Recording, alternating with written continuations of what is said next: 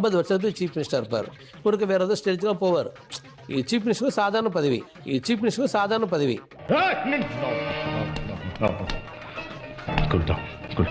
அவரை பொறுத்த வரைக்கும் 30 ஸ்டேட்டில் ஒரு ஸ்டேட்டு. அப்போ அடுத்தது என்ன? அது டெல்லி லெவல். அது டெல்லி லெவல்.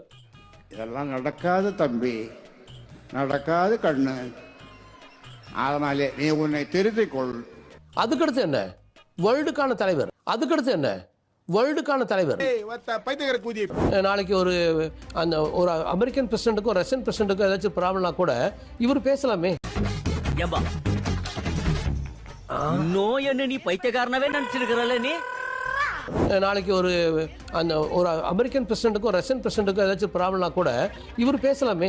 ஏங்கா முனியாண்டி டேல மூஞ்சிய பாரு, உம்முன்னு இருக்கு. இருக்காதா பின்ன, பாம்பேட்டையில இருக்கு இவ்வளவு கூட்டம் நிக்குதுன்னு. போன வாரம் துணி கொண்டை கொடுத்தேன், பாவாடை தைக்கிறதுக்கு பதிலா ஜட்டி தேய்ச்சிட்ட கேரங்க பிடிச்சுவேன். பாக்குறது பாரு காவிட்டி வாய.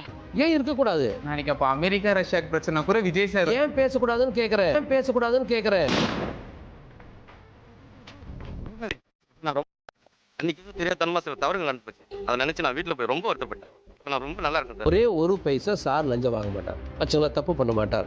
அப்படி தப்பு பண்ணாத ஒரு தலைவன் இந்தியாவில் உருவாகிறது, அவர் உலக தலைவராக மாறுவாரா மாற மாட்டார்? நீங்க சொல்லுங்க. கண்டிப்பா அவர்